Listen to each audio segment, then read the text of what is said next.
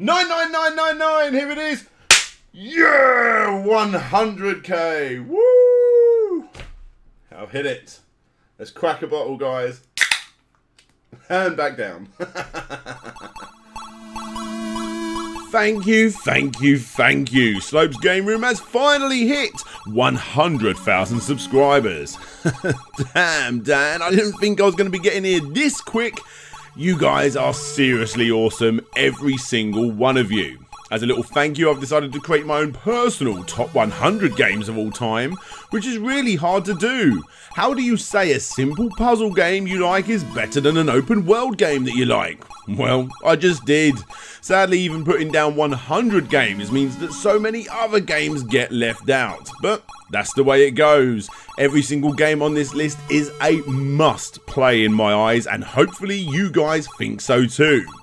Again, thank you all for the support over the last 4.5 years. As you know, Slope's Game Room is now full time, so expect to see plenty more kick scammers, plenty more complete histories, and plenty more of everything else in between.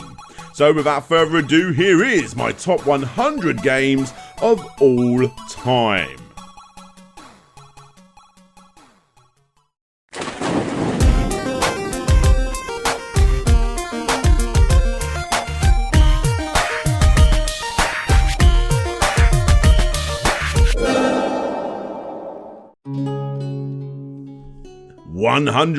Dragon's Crown. In my opinion, this is the future of side-scrolling beat-em-ups done right. I had so much fun playing this game on my PS Vita, and now I got a little bit more time on my hands. I really want to go and pick up the PS4 HD remake. A side-scrolling beat-em-up with RPG elements, stunning artwork and a great level up system. Obviously it's repetitive as all hell, but you know, that's to be expected, and thankfully the brilliantly designed boss battles do keep interests up. 99. Rive. This game took me completely by storm. A simple platform game at first where you control this tank thing using the back buttons as jump buttons and the analog sticks the same way you would play Geometry Wars. It's a stunning game with excellent voice acting, great controls, and best of all, without warning, as you make your way through the game, the style of the gameplay completely changes up. I really don't want to ruin too much here because it's just so exciting when that does happen, and if you guys haven't played Rive, be sure to give it a go. 98. Columns. Come on, how could I not add Columns? Simple addictive fun that was my first ever puzzle game that really did grab my attention. Sure, I had Tetris, but for whatever reason as a youngster I was obsessed with this game. As you know, I've done the complete history on the series and used the music endlessly in so many other videos. It's simply a great game with great sound and great gameplay. 97. Point Blank. Probably the PlayStation's very best Joy-Con light gun game. Don't get me wrong, Time Crisis is great too, but this game is simply just so much fun to play. Whenever I make my way over to Play Expo events, I always tackle people on this arcade machine, and for the most part, I always win. That was until I went up against Retro Man Cave, who is scarily good at this game. Number 96. WarioWare Smooth Moves. If I'm having a drunken night in, Smooth Moves is probably one of only 2 or 3 games that I'm going to be pulling out. My god, this game is brilliant. WarioWare at its absolute best. Sure, not every single game works exactly how you want them to, but the vast majority do. I've been a massive fan of the series since the beginning, hence why I did a complete history on it, and this particular entry is one that has brought the most amount of smiles and hangovers. 95. Bishi Bashi Special. Yep, from one awesome party game to another. I'm sure that back in the day I was the only guy that knew about this game. Nowadays, however, everybody seems to know about Sony's answer to Mario Party. The game is simply plenty of short games that are way more bizarre than most collections for up to 3 players. I've only managed to try out the arcade once or twice, but you know when I finally make my way over to Japan, I'm going to be looking out for plenty more of the other Bishi Bashi machines. 94. Tekken 3. Yes, I know these games are probably getting better and better, but as an early PlayStation adopter with the original Tekken, and then Tekken 2, and finally Tekken 3, I've never seen a fighting series progress as well as this trilogy. And for me, Tekken 3 is the perfect entry and one of the most well-balanced games with so many extras in the whole series. I may not play one-on-one fighting games too often, but this one, and Tekken Tag Tournament to be fair, really are the best of the best. 93. Outrun. Yes, you may be thinking to yourself, Dan, when's the complete history coming? And the answer is very soon. Although the arcade is arguably the best way to play, in my opinion, the 3DS version is actually the best. Outrun is not only a great driving game with legendary graphics and sound, but more importantly, it's stupidly addictive. Nothing much more than, trying to get to the end before the time limit runs out, but with so many ways to do that, when you finally do get to a point where you frequently take the easy route, you will constantly find yourself trying to go a little bit further into the harder zones. A legendary game in every sense of the word, and one I will always want to play. 92. Final Fight. People that watch my channel know I'm a big fan of side-scrolling beat-em-ups, and yes, I'm sure you all know what's coming, but come on, the original arcade version of Final Fight is just so good. Just look at those massive sprites. I'll always remember that Final Fight was one of the first games I decided to get when I started retro collecting for my beloved Mega CD. To this day, I still play this game frequently, hence the complete history, and I probably always will. As Haggard, obviously. 91. Theme Park. Theme Park on the Mega Drive. Considering the style of the game that it is, I probably spent more time on this version than any other system. It's not the best on the system, and it's not the best version, but my god did I pump a lot of time into this. Constantly trying to find ways of racking up the price of my chips and souvenirs, unlocking rides, and pretty much always going bankrupt and having to start again. Thankfully, I'm a lot better at the game now, and obviously I have the original PC version too. Honestly, this game is bloody amazing. But you knew that, right? Because you've all seen the complete history. 90. SteamWorld Dig 2. I think it's going to surprise people how many newer games are on this list for someone that mostly talks about retro games. But honestly guys, I do think games are getting better. You're going to hear that a lot in this list. In a weird alternative universe, if a graphical downgrade version of SteamWorld Dig 2 was able to hit something like, I don't know, the Saturn, it would be worth hundreds and hundreds nowadays. The Metroidvania series is one I'm always going to look at, and the first SteamWorld was completed by me several times on the Vita. SteamWorld Dig 2 is literally the perfect sequel with much more of a broader storyline and an excellent soundtrack to boot. If you like the Metroidvania genre, then you seriously need to play both of these games. 89. Muramasa the Demon Blade. The Wii is such an underrated system. You can pick them up for peanuts, and heck, I've already mentioned one game for the system on this very list, with plenty more to come. Muramasa is what I always expected the future of something like Shinobi X to be. A beautiful hack and slash 'em up with an excellent story and a fighting system that you will get better and better and better at. Sure, the game is probably a little bit too repetitive with plenty of backtracking, but the game is so goddamn gorgeous that if you're like me, you won't mind that one bit. Number 88. Paper Mario. You're not likely to see many N64 games on here, but Paper Mario is one that I really did like. Ocarina fans, you might as well leave right now. There was something about this game that just got it right for me. Sure, I've played the vast majority of its sequels, but this game seems simpler and simply just more fun to play. Sure, it's a little rough around the edges, but if you fancy just chilling back with a cup of cocoa, then this is one of the best ways to do it. Number 87, Choplifter. As you may know, I got my Master System collection quite late into my Mega Drive's life. It was only when my neighbours got their Aladdin Mega Drive 2 box set that they sold me their entire Master System collection for £1 a pop. Choplifter was one of those games I got for the system and one that I became super addicted to. fly left and right, dodging and shooting down enemies, land your helicopter right next to little prisons and collect as many prisoners as possible. When you do this well and accidentally get shot out of the sky, you will be livid. Just one more go.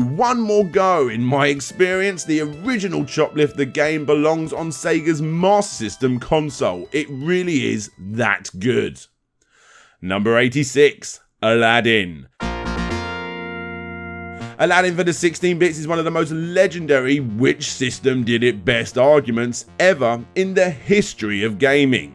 And you know what? The SNES release is amazing. However, the Mega Drive version did do it a little bit better. One of the very best selling games for the system, and when you play it, you realise why. Excellent sprite work, excellent level design, and the perfect retelling of one of Disney's greats. This is when Disney properties always tended to do it best, and Aladdin was probably the best.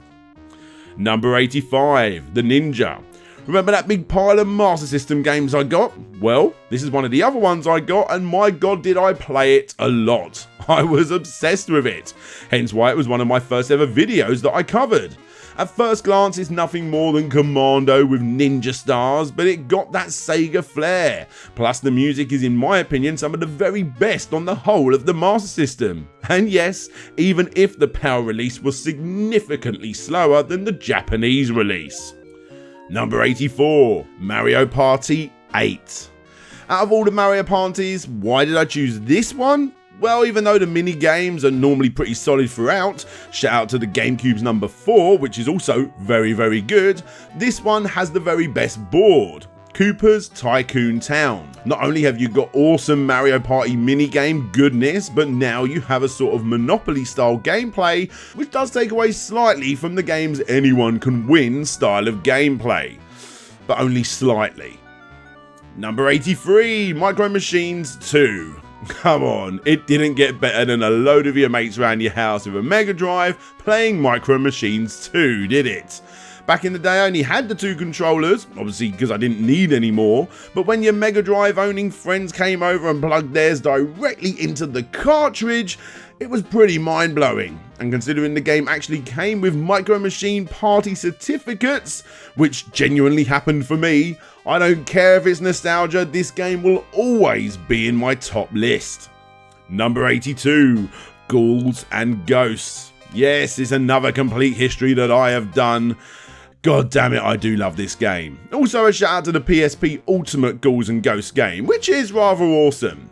Ghouls and Ghosts simply oozes classic, and that starts right on the front cover. The characters you play as, the hard as balls gameplay, the hilarious action found within, and of course, the music. Everything comes together to create something truly legendary and something I am very happy to call a favourite. Number 81, Alien Storm. My god, do I love this game. What happens when you add a sort of Men in Black / Ghostbusters storyline into a typical, I don't know, Golden Axe and Streets of Rage style of game?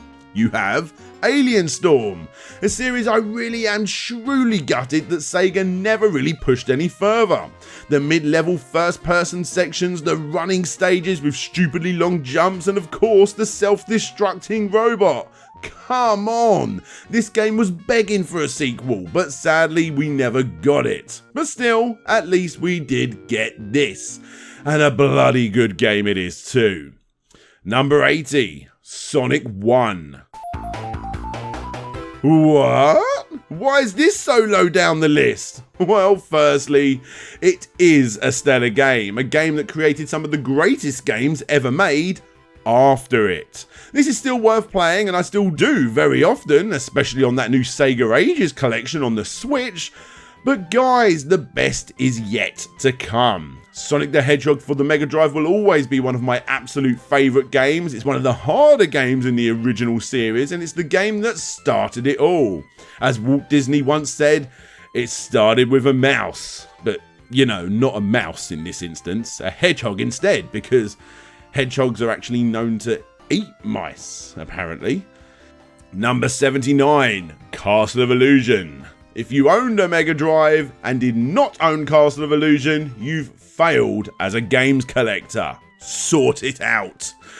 Castle of Illusion, although pretty damn easy, is an absolute joy to play. It's not the best Mickey Mouse game ever, but it is indeed the most legendary. My first experience was actually on the Master System, which was still good, but damn, that Mega Drive version is the version to get. An absolutely stunning, with so many memorable moments sort of game. I'll never forget loading this up and thinking to myself, wow, this is like a cartoon come to life.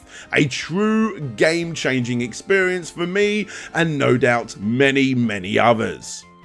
Number 78, Burger Time. Out of all the classic old school arcade games, Burger Time is one that I'm always going to be finding myself giving a good go every time I go to Play Expo. Well, there is another two, but we'll get to that one in a little bit. Burger Time is simple, yet excellent, which is exactly what you want a true classic arcade game to be. One day I hope to grab myself a Burger Time arcade machine myself and play the game how it was meant to be played, with greasy Burger King fingers and a pint of beer resting on the top. Number 77, Discworld. Not many point and clicks make their way onto my list, but this was the first one I fully completed and was seriously hooked on. The world that this game built and the over-the-top stunning artwork found within and even on the front cover is so nostalgic to me. It's been a long time since I finished this one, and perhaps a live stream is on the cards. Number 76, Inside. This is a new one, but it's one that completely sucked me in. I am a sucker for games like this, and my god was this game engrossing. Every little thing in this game was done to perfection, and it's completely full of surprises. You never really get much answered, but instead you are left asking questions, which makes you non-stop thinking about it and starting the game up once again.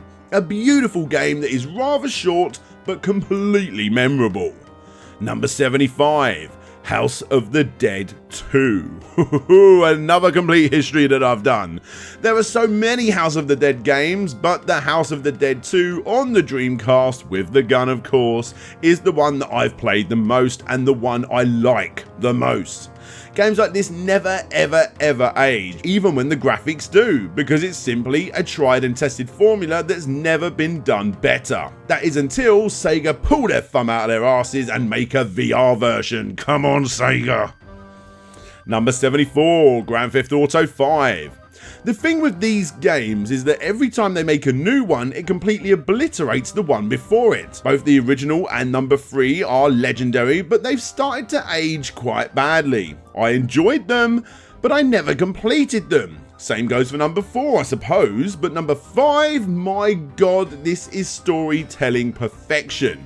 It was a huge jump from 4 to 5, even the 360 and PS3 version, and I've no idea what they're going to be doing next. The Grand Theft Auto series is a series that everyone, even casual gamers, buy, and it's one of the only instances of everyone being in agreement that they are stupidly fantastic games. Number 73, Oddworld Abe's Odyssey. What is it about this series that has completely stuck with me and so many others? It's simple. Not only is it an excellent game with long-lasting graphics and puzzles that will tackle even the most hardcore among us, but it's the world they built around them. Gruesome enough to sort of put you on edge, funny enough but not too cheesy, and gritty enough for it to be believable. The original Oddworld game hit all of these elements perfectly, and it's because of that that the game and the series has completely stood the test of time and probably always will. Number 72, Monkey Ball Deluxe.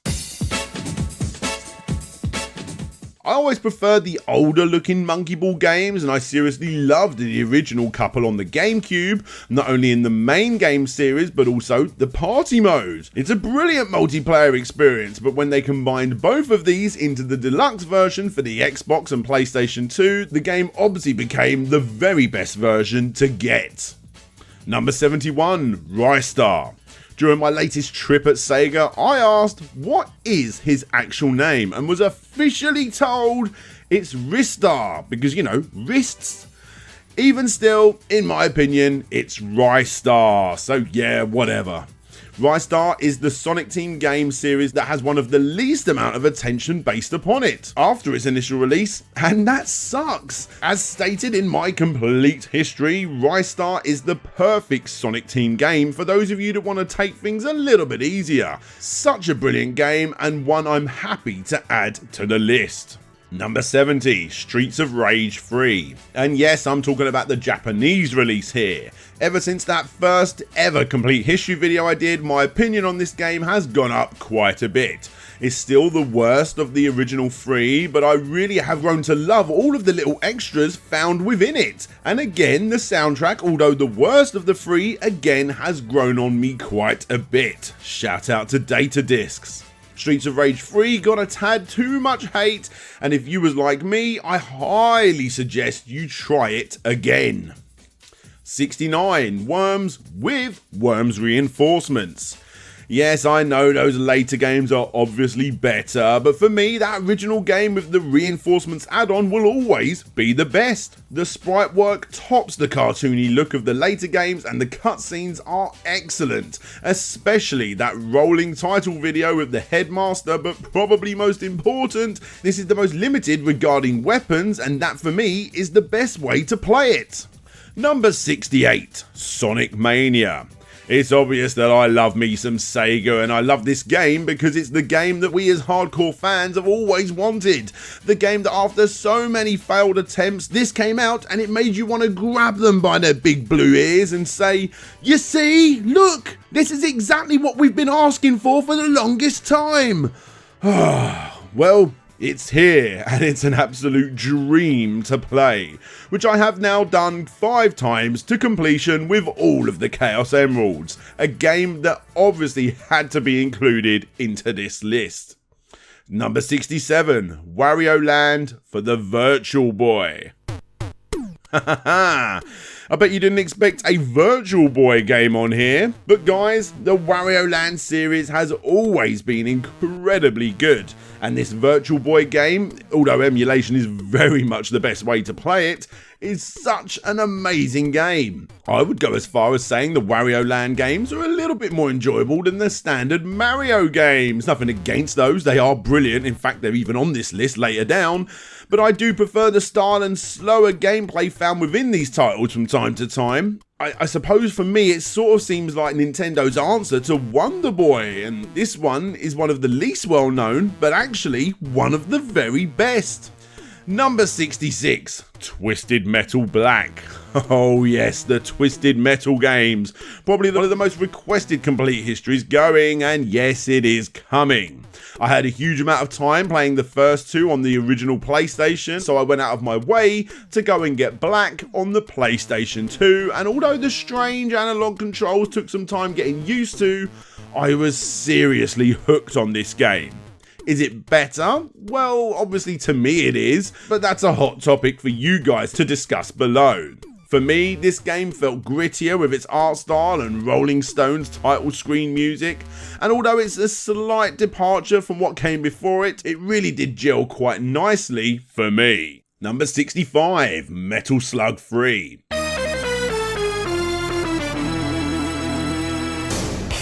Let's be honest, the majority of Metal Slug games can rock up on this list, but Metal Slug 3 for me was the perfect Metal Slug game that the team worked on, and the game that I've played the most. After this, in my opinion, it just didn't have as much charm. All good still, but this one for me just seemed to be the perfect version of the series, with its newer settings, crazier boss battles, stunning music, but still epic ending to the game. A short game, but a short game that I've played way too many times. Number 64, Tony Hawk's 3. Yet again, I'm choosing random entries into a huge series that I'm sure plenty of you folk would argue, and I welcome that. But Tony Hawk's 3 for me is the game that I easily spent the most amount of time with. It's such a good game. Easily the best soundtrack of all the games, and one of the final, if not the final in the series, that didn't go too far with wacky side characters, stupid storylines, and running. Plus, it introduced me to my all-time favourite band.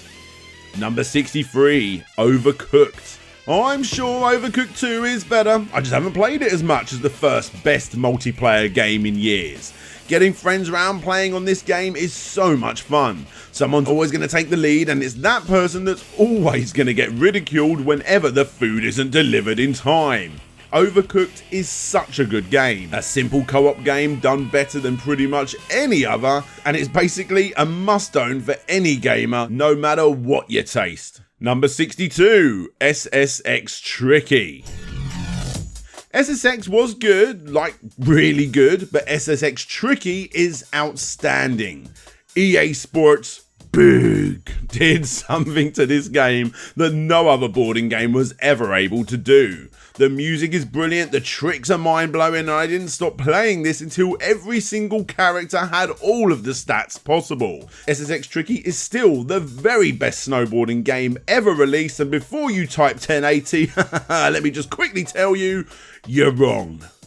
Number 61, Power Stone 2. Why hasn't there been a remaster? Why hasn't there been a sequel to this series of games? Literally one of the very best reasons to not only own a Dreamcast, but to own a Dreamcast with 4 controllers.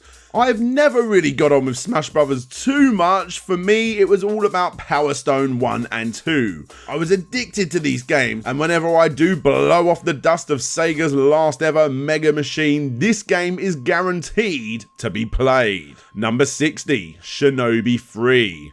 Not the best, that's still to come, but Shinobi 3 is still one of the very best ninja platformers going. Not just on the Mega Drive, but of all time. I can see why people think that this is the very best in the series, but they're not taking into account my personal nostalgia. Shinobi takes what the Revenge did and advances it incredibly. It irons out a few kinks as well. Just look at it, it's stunning. Ninja games don't get much better than this. Number 59, Stardew Valley. Yes, I know there are 1,000,001 farming simulators, and honestly, I never really felt games such as Harvest Moon or Animal Crossing, but Stardew Valley, my god, this game is good. I had it on the PC, played the hell out of it, got it on the Switch, and again, I'm playing the hell out of it.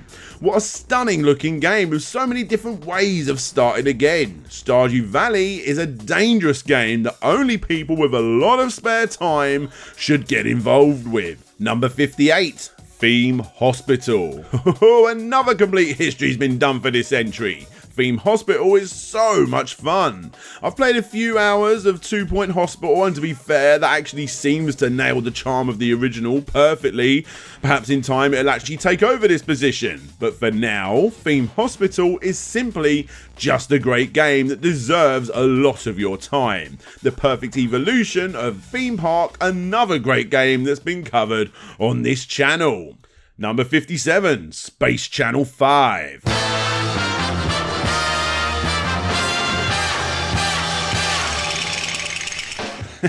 Is it the game's lead star, the game's incredible music, or the fact that I just love rhythm games? Yeah, it's probably all of these. Space Channel 5 will always hold a very special place in the old blood pumper for me. Sure, it only has a few games in the series, but like other Dreamcast originating Sega IPs, it has so much charm, and because of this, it's built up a bit of a legacy among fans, me included. Number 56, Lemmings. One of the very first ever addictions on my original Amstrad CPC, and although I know this isn't the best version of Lemmings, the game was such a huge deal in the UK towards the beginning of the 90s, and yes, I know this isn't the very best version of Lemmings, but it's the version I played the most. This game was such a huge deal in the UK towards the beginning of the 90s, and one that I seriously want to cover in the future. One of the most important home computer releases for its time. You control all of these lemmings on the screen, and you try your best to get as many to the end as possible by giving certain ones tasks such as climbing, guarding, digging, as well as loads of other tasks. I seriously love this game. Number 55, Gunstar Heores. As I stated in my complete history, I didn't have this during its heyday, but when I finally did pick it up, I was still blown away a generation or two after the Mega Drive. My god, what a stunning game. A game that I am sure everybody that's played it really does get a kick out of. How the hell does the Mega Drive pull off this absolute beast of a game? Plus, on top of all this, it's not just a marvel to look at, but it plays excellently too and has a wicked soundtrack to boot. Number 54, Tomb Raider, the remake. Games are getting better. Don't get me wrong, the original Tomb Raider has its charm, but damn, these remakes are something else. As of the making of this, I still need to play the third entry, but that first remake, or should I say reimagining, really was something special. The future Tomb Raider games are, sorry to say it guys, leaps and bounds above what came before them. Number 53, Sonic CD. Yes, another Sonic game, and as you may have guessed, not the last. Sonic CD, from the moment you pop it into your Mega CD and watch that choppy as all hell intro scene with the cheesiest as hell rapping, is an absolute delight. It feels different than the original trilogy, which is exactly what it is. Sonic CD feels a bit more like a side project, but one they absolutely nailed with its future and past time travelling sections. This could possibly be the most replayable Sonic 2D game of the original set, which is why I have played it so many times. Number 52, Lumines. Puzzle games are always going to be on my top games of all time, and how can they not when you look into the crazy amount of hours that I've pumped into them. Lumines for the original PSP and eventually Lumines for the Vita are games that can take over hours and hours of your time each time you play them. It's addictive as all puzzlers should be, and the way it blends with all of the music is just something incredibly unique. Number 51, Fantastic Dizzy. Yes, I know it's very much a greatest hits of the series, and even the word greatest is debatable, but Fantastic Dizzy really is a game that I've played way more than any other Dizzy game in the series. Yes, I've been with these games since the very beginning, but Fantastic Dizzy, even with its annoying as all hell underground sections, is still a great game to play. I just can't get enough of this. I'm not sure what it is, and I've only ever completed it once or twice, but damn, just talking about it makes me want to play it again. Number 50. Yes, another complete history that I've covered. Shenmue deserves its legendary status. It's a game that at the time of its release blew everyone away. Sure, the focus may have moved away from the Dreamcast by this point, but oh my god, it soon came back with Shenmue on the Dreamcast. I think the very best review of the game came from a magazine that I read back in the day. Shenmue is the worst game I've ever played, you literally have to wait for a bus. Shenmue is the best game I've ever played, you literally have to wait for a bus. Number 49, the original Pikmin. The Pikmin series is probably my favourite Nintendo property ever. God damn do I love these games. A seriously awesome cutesy styled RTS, but for a console. It shouldn't work, but it does. This first entry, although the simplest, holds a special place for me due to it not only introducing me to the series, but also the GameCube. Number 48, Outrun 2. There I go again, winding up everyone by saying that games are getting better, but Outrun 2 and all of the other spin-offs like Coast to Coast are the very best versions to play of Outrun.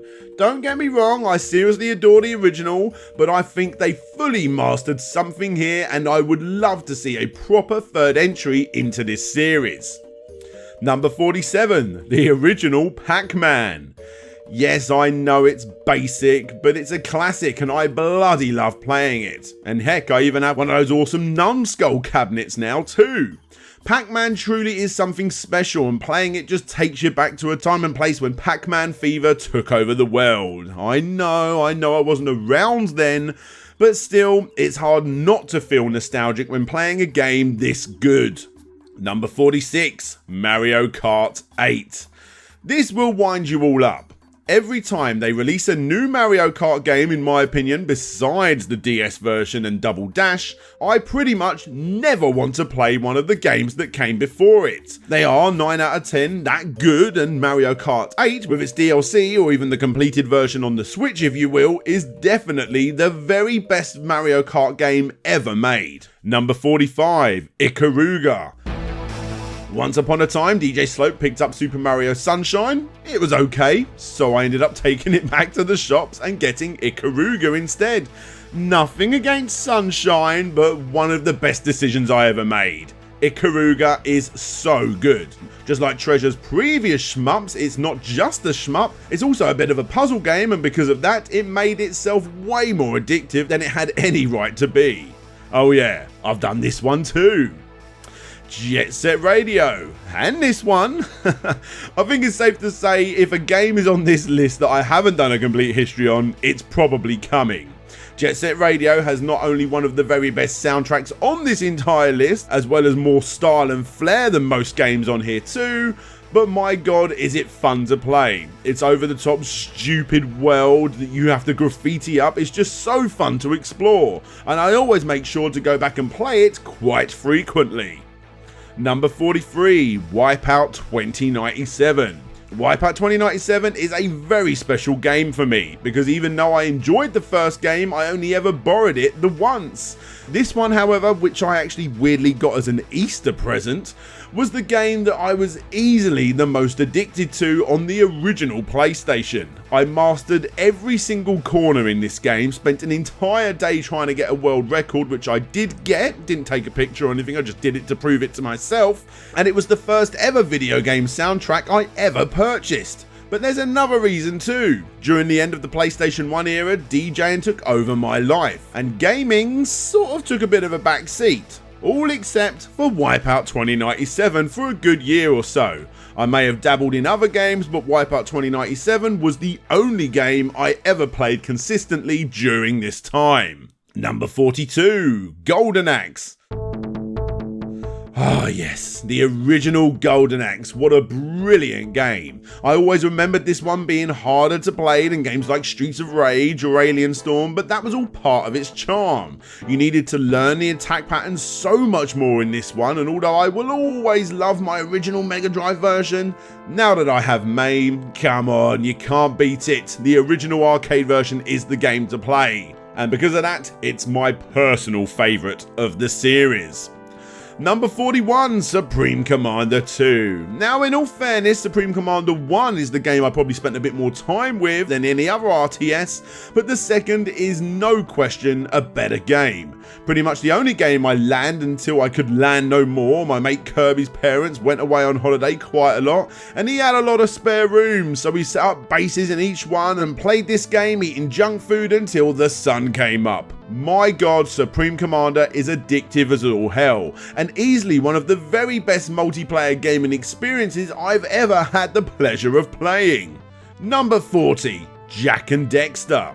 When you look at Naughty Dog's history, it's quite easy to see how they've developed. Going from games like Crash to this and eventually Uncharted, they just don't make bad games, and Jak and Daxter is probably one of the very best games for the PlayStation 2. It's so good. The world they built up in this game to this day still holds up. Sadly, the HD remasters didn't do it as much justice as it deserves, so nowadays I just slap an HD lead into the back of my PlayStation 2 and play it the old-fashioned way. Number 39, F-Zero GX. A quick apology in advance to all of the Nintendo fans out there, but it's time to put my mind back into 2003 Dan's mind. You ready for this?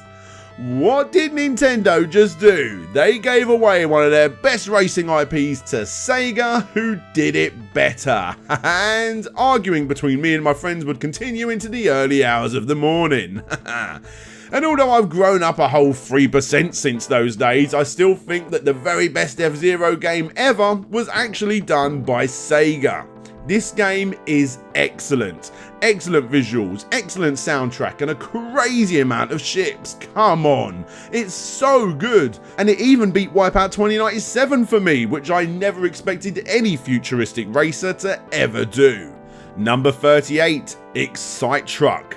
This is a bit of a weird one, because give me a racing game on the Wii with bloody motion controls, even later more respected ones like Mario Kart Wii, and I will always change it back to standard controls. However, No idea how they nailed it this time, because they really did with Excite Truck. Excite Truck is a series I really do want to cover in more detail one day, as I bloody enjoyed the game and the sequel too. But this original game was simply just an utterly fantastic Wii game. I seriously had so much fun with this game, and whoever came round who also felt the same way about waggly controls for driving games also really did enjoy this one. I don't know how they did it, but they did it, and they did it really bloody well with Excite Truck. Number 37, Another World Remake. Yes, the remake. Come on, there's no need to go back to the original nowadays. Another World looks and sounds, thanks for the signed record black screen records, utterly fantastic. A game that fully sucks you into its world, a game that is way ahead of its time, and a game that once you learn how to play it a little bit better without dying, thanks to trial and error of course, is one that you will want to try and speedrun, which I do all the time, and fail. Number 36, Cuphead. Every generation of gaming, since the beginning of gaming, people have always thought to themselves, how can games possibly look better than this? Now, as hardcore gamers, I think it's pretty obvious, no matter how new a game is, where slight improvements can be made, but Cuphead, however, I'm stumped. It literally looks and plays, of course, absolutely perfectly. Seriously, just look, just listen and play this game. You are playing a cartoon, and it couldn't possibly be any better than this, right? Number 35, Crash Bandicoot 3. Oh yes, a Crash Bandicoot game just had to make it on the list, didn't it? Crash Bandicoot is a brilliant series that I'm really happy to say I believe will be coming back with new entries very soon, possibly within the next few years or so. The original was a tad bland, still good for a start, but a little dated by today's standards. The second obviously improved on that, and the third is the best the series has ever been, giving you new ways to play, better visuals, a funny and cool as hell story, and hard as nails collectibles that if you are going for a full 100%, Crash 3 is gonna kick your ass. It's the very best one of gaming's most legendary series. Number 34, Sonic Adventure. Okay, let's just set the record straight here. Sonic Adventure has aged and then some. However, as this is my list, I'm afraid the nostalgia is just so incredibly strong with this title. I can look past the overwhelming list of issues Sonic Adventure has rather quickly grown, because it's a 3D Sonic game that literally made me feel like one of those kids that gets blown away out of their chairs in early Sega commercials. Sonic Adventure has a lot of charm under the clunky controls and broken world, and every bad thing found in the game weirdly makes me love it even more. And to this day, whenever I feel a little bit down in the dumps, a quick play of that intro with the soft twinkle sounds that merge into fast drum and bass beats and eventually raging Crush 40 music just gets me so excited. Number 33, Donkey Kong Country Returns.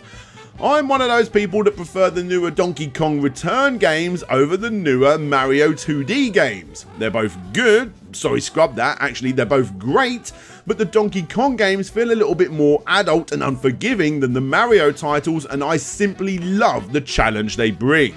They look excellent, have quite a harsh animation style that lends very well to the style of gameplay, has a crazy amount of secrets to find, and probably best of all are the bosses. Most 2D Nintendo games have bosses that are way too easy and feel more like roadblocks getting in the way of the good platforming fun. But these bad boys, when defeating, give such a great feeling of accomplishment. Number 32, Burnout 3.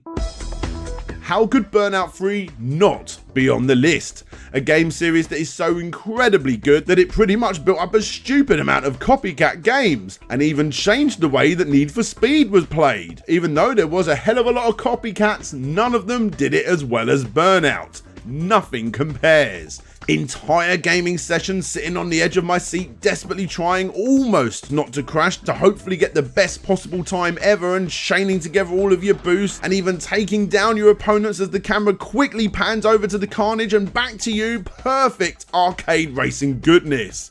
And yes, obviously crash mode also rocked. Number 31, Sonic and All-Star Racing Transforms. There's a lot of racing games in this list, isn't there? Sonic and All-Star Racing Transform is the greatest kart racer ever made. Yes, they could have done more with the power-ups, but that's literally it. That's the only negative thing I have to say about this game. It's so much fun, and those challenges that you need to face so that you can unlock extra characters and extra levels just makes this stand out amongst the competition and some. Number 30, Earthworm Jim Special Edition.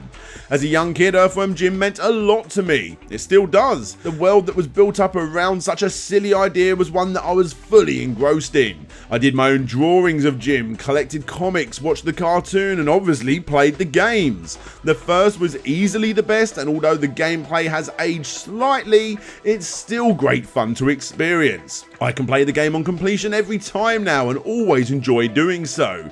Even with the HD remake on the 360 and PS3, I personally think the Mega CD port is easily the best. Number 29, Tetris. Yes, Tetris. Just Tetris.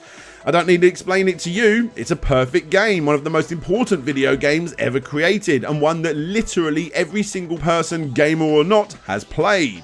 Which version's best? I don't know, perhaps the Puyo Puyo Tetris for the Switch, or Tetris for the DS, I don't know, whatever version you decide to play it on, it doesn't matter, because Tetris will outlive us all. Number 28, Super Mario 2 for the Game Boy.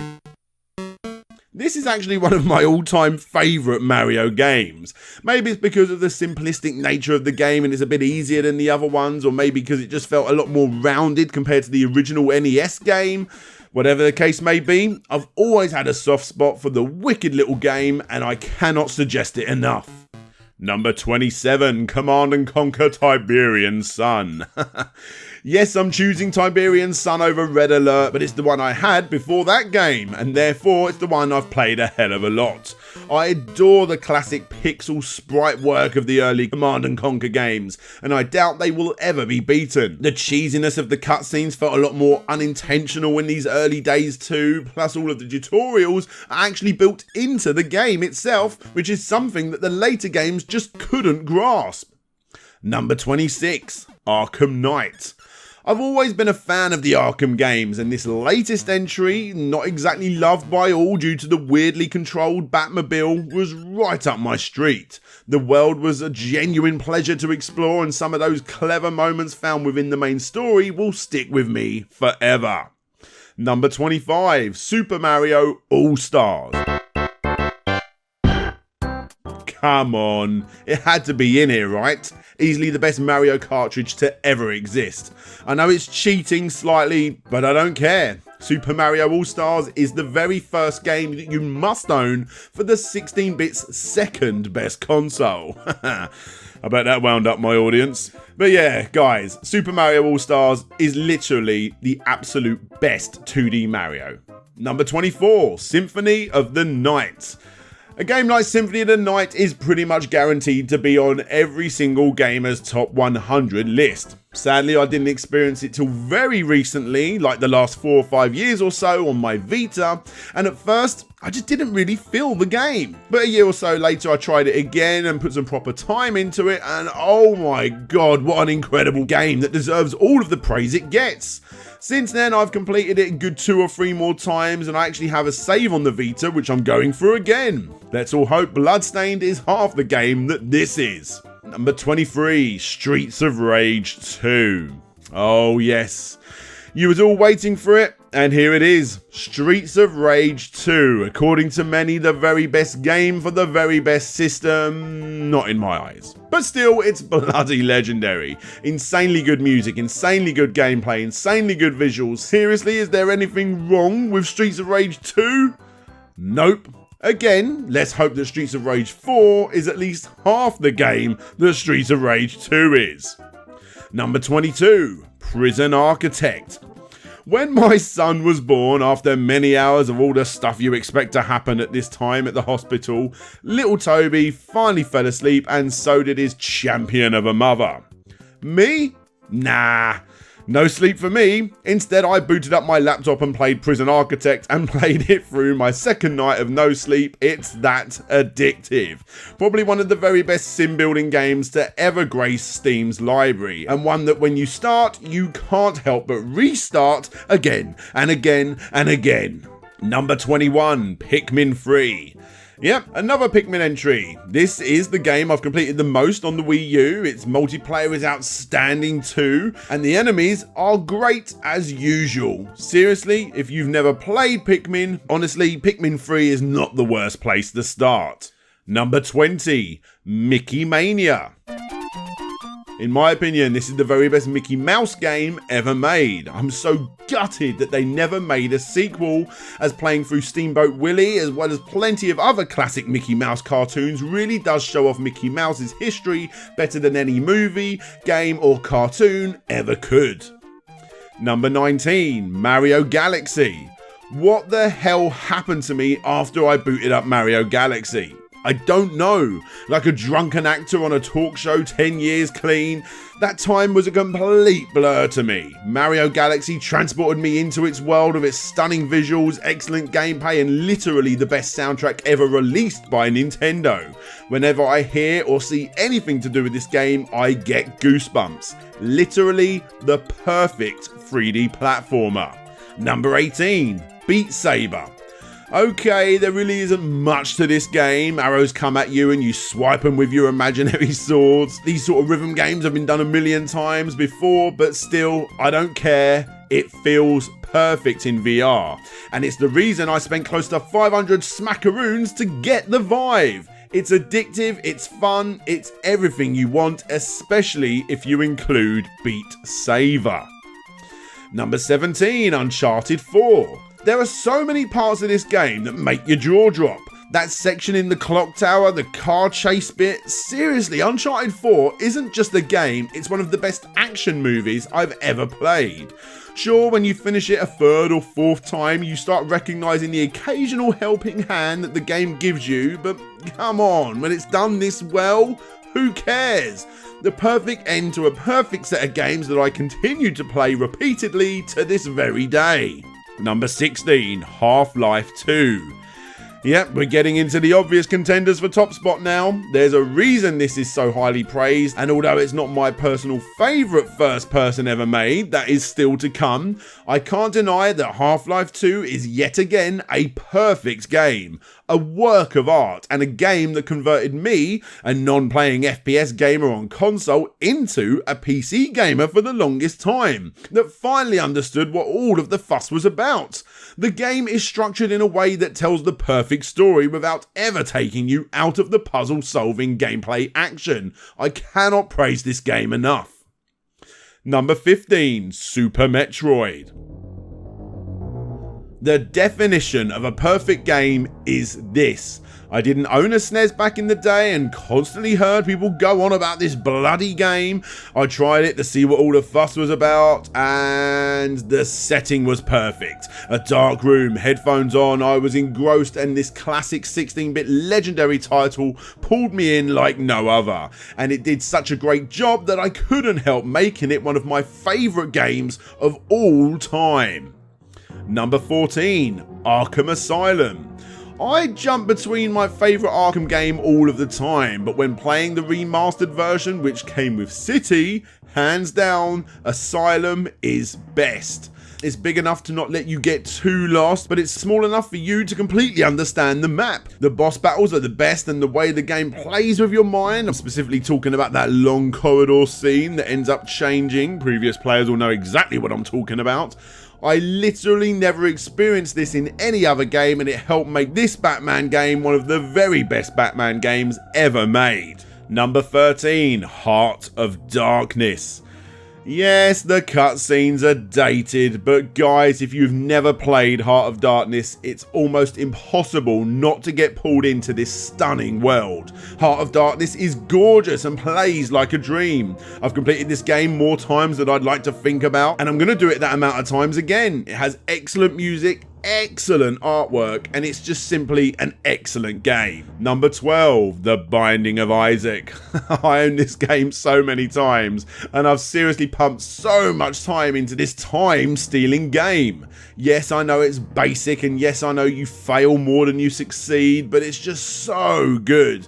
The Binding of Isaac is a game that has no right being this good as it is, and now it's on the Switch too. I can play it on the go. It's literally the perfect game. Number 11, Metroid Prime. I do not like first-person shooters on console, but I love this. It's astonishing how good this game still looks and plays to this day. I always preferred the first over the second and the third game, probably because it felt just the right size. Yeah, I really don't care about the scanning everything to completion bit, but the different environments found within and how you need to learn how to interact with them truly makes this game stand out amongst the competition. Number 10, Burnout Paradise. Yes, we are finally into the top 10, and if Axl Rose was able to get a penny for every single time I listened to Paradise City whilst watching that little loading circle spin around almost to the beat of the drums, then he would have got himself £42.16. Seriously guys, I played this game to death. I know the argument is always between number 3, but for me they are different games, and Paradise is the perfect Burnout experience. My only issue is that a second Burnout Paradise was never created by the original team, and don't you dare say Most Wanted, you have no idea what you're talking about. That's not even close. Number 9, Sonic 2, the very first Sonic game that I ever completed. Without cheats, of course. Sonic 2 is an absolute masterpiece of a video game that changed the standard on how not only Sonic games but 2D platform games should be made. It has some of the very best music, some of the most iconic bosses, and without it, Sega themselves simply wouldn't be who they are today. Not only one of the best Sonic games, but one of the very best games ever made, period.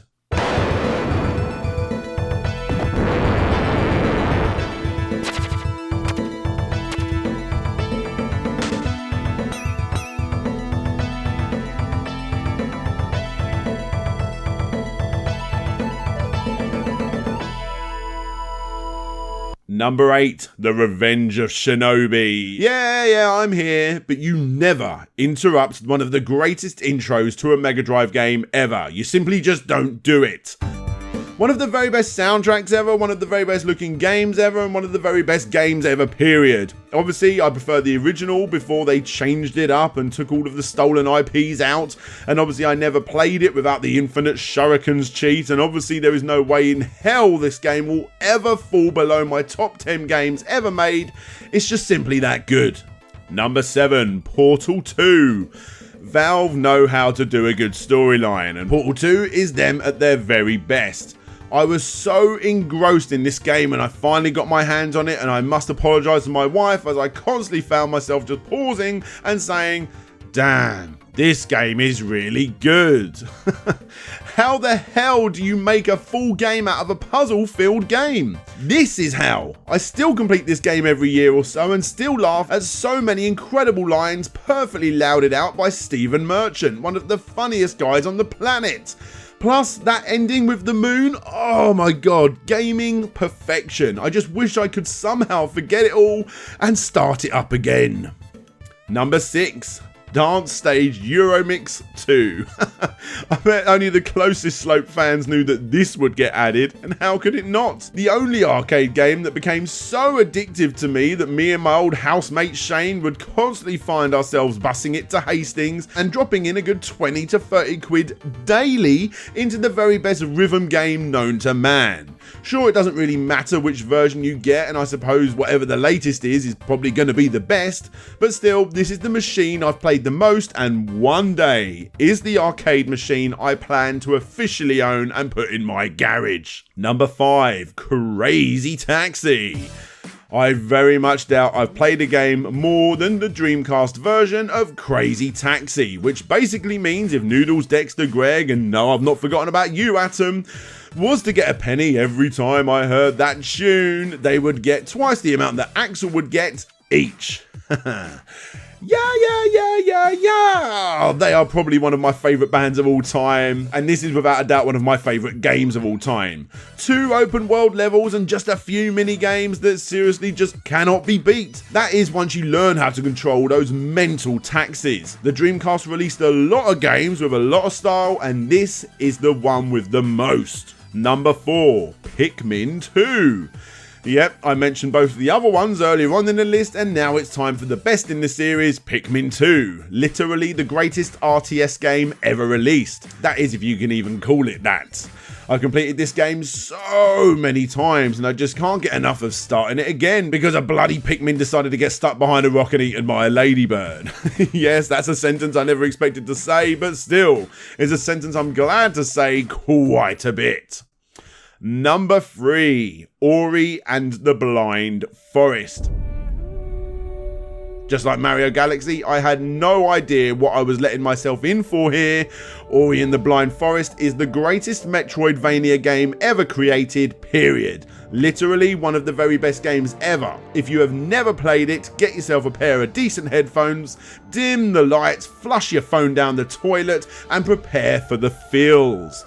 Just like Cuphead, I'm not sure games could ever look better than this. The way the intro sequence plays out like the beginning of the very best Pixar movies before all of a sudden you've taken over. It makes you feel like you're the one in control, and you've never felt so sorry for the video game character.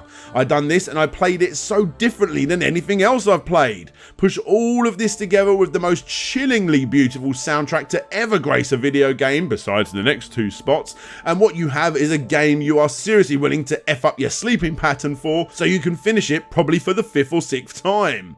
Plus, the different moves that you learn throughout the game feel perfect here, and when you get to that tree section, I'm not going to spoil it, but gamers that have played the game will know exactly where I'm talking about. It's one of the very best gaming experiences of my life. Number 2, Streets of Rage 1. I know I'm in the minority here, I prefer Streets of Rage 1 compared to number 2, but for me, it's one of the most important gaming experiences for me, again, of my life. Why do I prefer it to number 2? Because of its smaller sprites, its far better super attack, the better music, the better artwork, and of course, the nostalgia. Yes, I know I'm not fooling anyone here. At this point in the Mega Drive's life, instead of trying to make what was big in the arcades and failing like the SNES did with Final Fight, they instead made a game within the limitations of development again for that time, and the result was simply a solid side-scrolling brawler to most, but for me, literally the greatest game in the genre ever. Number 1, Sonic 06. I don't know why people hate on this game so much. For me, Sonic 06 is the very best game ever made. I bloody love it. The graphics, the music, and hell, I don't care. I even love the glitches. There is just something about Sonic 06 that makes me feel Sega was making it just for me. Especially... I'm sorry guys, I can't do it. I actually don't mind it as much as others do, but for me the ultimate game is Sonic 3 and Knuckles, and yes, I don't care if that's cheating, this is one game. Guys, where do I start with this game? Many times on this list you will have noticed that the 3rd game in this series is the best, and it's normally because the most amount of money was injected into it and hardware was getting pushed to its fullest by this point in a system's life, and in my opinion that's exactly what's going on here. The scenery in this game and the ability to finally play as the mischievous 3rd hip character Knuckles just made this game stand out way more than any other Sonic game ever. Something that I doubt even Christian and his crew could ever top. On top of that, we just got to talk about the music. Nobody knew at the time that Michael Jackson was involved, but still, I love the music anyway. Sonic and MJ's, that is. And when I found out he worked on my favourite game of all time, my mind was blown. Imagine that. This was already my favourite game, and this was already my favourite artist. Put them together, and what have you got? An even better game. Sorry, scrub that. The greatest video game ever created, and with its lock-on technology giving the opportunity to play some of the other greatest games ever made in a new way. It doesn't get better than this. And yes guys, Sonic the Hedgehog, the complete history, will one day exist. And there you have it. My top 100 games of all time. I'm sure if you asked me again, the list would slightly be different, and as I write my reasons why for each entry, I can't help but think, oh yeah, Fantasy World Dizzy, oh yeah, Hotline Miami, oh yeah, World of Goo, oh yeah, Far Cry 3. Seriously guys, trying to do just 100 is bloody hard. And sadly, casualties had to be made, but still, hopefully you enjoyed this personal look into the world of DJ Slope, and hopefully you've enjoyed your time in the game room up to this point.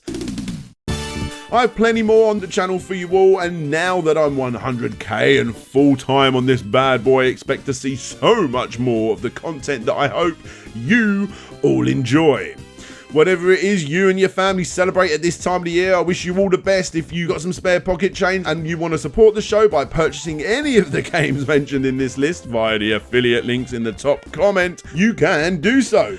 Thanks again for all your support, and obviously a massive shout out to the following Patreon, who just so happen to be that retro video gamer, Gary Pinkett, Ryan Burford, Andrew Dalton, Stephen Kavanagh, Mantis, Aaron McNamara, Tomek Grabowski, Christopher Turnbull, Brent Craft, Ben Jackson, Phil Lowlins, Intrigued Gaming, Abby Morris, Tim Labonte, Quang DX, Tim Lunge, Novi, Hernandez, Pixels.Limited, aka Samuel Victor, Red the Beard, Conrad Constantine, Pretendo 64, Kareem Yadavan, James, Lovage K, Cigana, Blitz, Hergy Ben Hall, Savage Gaming Show, Gemma, Mr. T's Shirts, Derpy Wedge Face, Lefty, Ye Old Hamburglar, Gregory Arden, Bewright, Ronnie Method, SSWB, Solix Captor, Jeremy Rodriguez, Nick Pollard, Bram Perez, Garrett Legion, Marcus King, Emo Cut, Hindle June, The Geek Dad, Richard Carter, aka Fantastic Dizzy, Todd Paul, Float G, and Petty Mew. Like I said, if you wanted to be part of the list, get your name shouted out, get your name shown, come and see what I'm working on, and join the exclusive rooms in my Discord chat, then there will be a link on the screen. Again, guys, I hope you have an incredible Christmas, or like I said, whatever it is you guys celebrate. But for now, this is DJ Slope signing out, and hopefully I'll see you all next time.